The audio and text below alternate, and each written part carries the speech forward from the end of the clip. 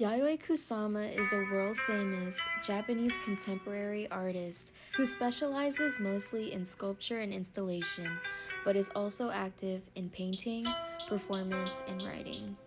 According to CNN, she is the most famous living female artist in the world.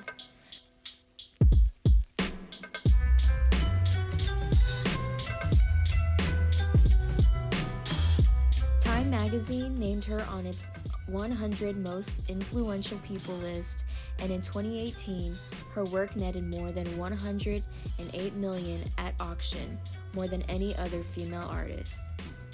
Despite her successful, colorful art career, the journey has never been easy as a trailblazing outsider who prevailed in the face of adversity and mental illness. She studied the Japanese style painting called Nihonga at the Kyoto School of Arts and Crafts. Frustrated with Nihonga, she became inspired by American abstract impressionism. A great admirer of Georgia O'Keeffe, she took the bold step of writing to her for advice, asking, "I'm only the first step of a long, difficult life of being a painter.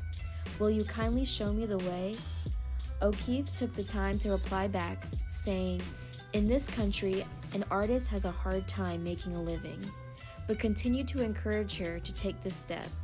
So she moved to New York City in 1958 and became part of the New York avant-garde scene throughout the 1960s, gaining public attention for organizing a series of happenings in which naked participants were painted in brightly colored polka dots.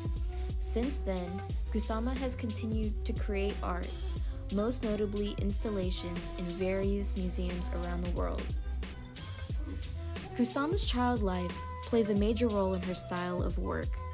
As a child, her parents created this toxic environment where her mom was discouraging over Kusama's creative endeavors, as well as physical abuse. Her dad, on the other hand, was a womanizer during his marriage.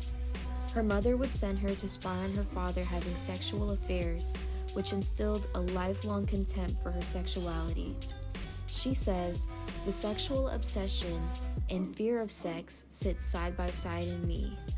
When she was 10 years old, she began to experience vivid hallucinations that she describes as flashes of light, auras, or dense fields of dots. Dots and other patterns felt as if they were coming to life, multiplying and engulfing her. A process which she carried into her artistic career, calling it self-obliteration. By 1950, she began covering surfaces in polka dots: walls, floors, canvases, people, and household objects. The vast fields of polka dots, or how she calls infinity nets, were taken directly from her hallucinations. She was a quick painter with intense concentration, as if making art and giving form were a matter of survival. A polka dot is a symbol of the energy of the whole world in our living life, and also the form of the moon, which is calm.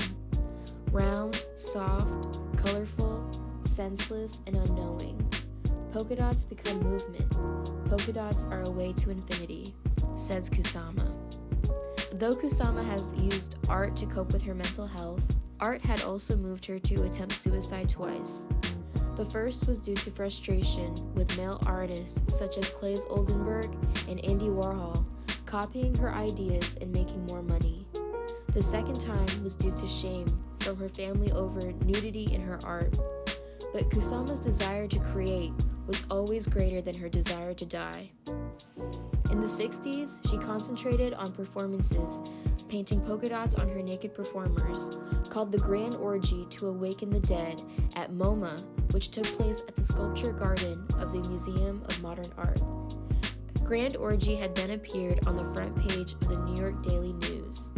She also opened naked painting studios and a gay social club. Fast forward to 2017, the Hirshhorn Museum in Washington, D.C. opened an exhibit featuring 6 infinity mirror rooms. One of the infinity mirror rooms, called All the Eternal Love I Have for Pumpkins, was filled with over 60 pumpkin sculptures and became one of the most popular attractions ever. While polka dots are Kusama's most recognizable motifs, Pumpkins are a close second.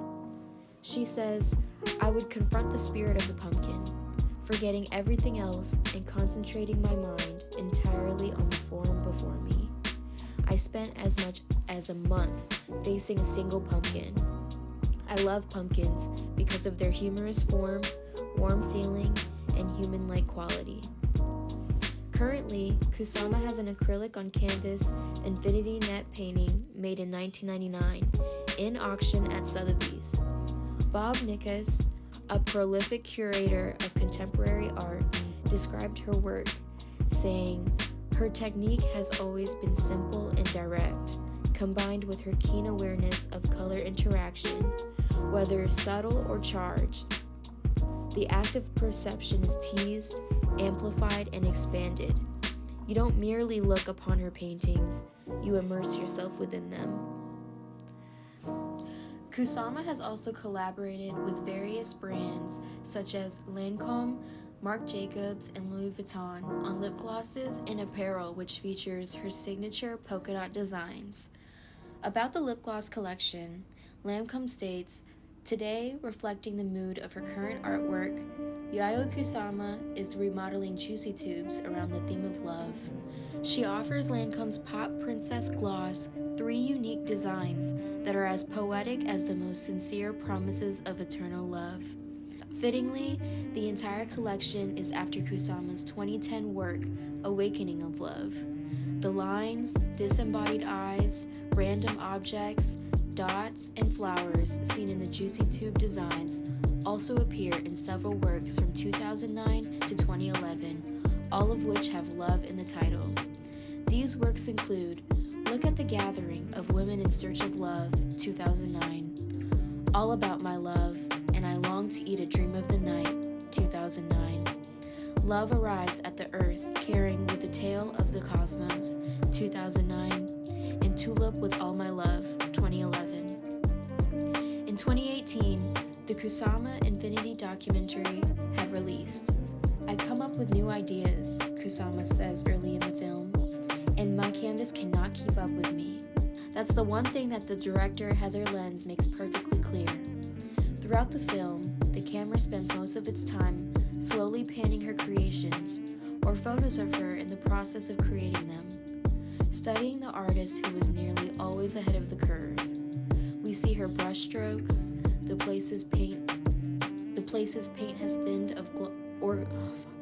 we see her brush strokes, the places paint has thinned or globbed. We see the tiny little wobbles in the line that appears as she pulls a far marker across her canvas. We see one mirror ball before we see the effect of them all lined up together, wobbling on the ground as the mind behind them attempts to disrupt a system not built for her. In closing, Kusama's story resonates with young people around the world. Being a female abuse victim, never married, and emerged victorious in spite of ongoing mental illness, patriarchy, sexism, fascism, and racism. Through it all, her ambition has always been linked to her intense drive to be and feel both alive and worthy.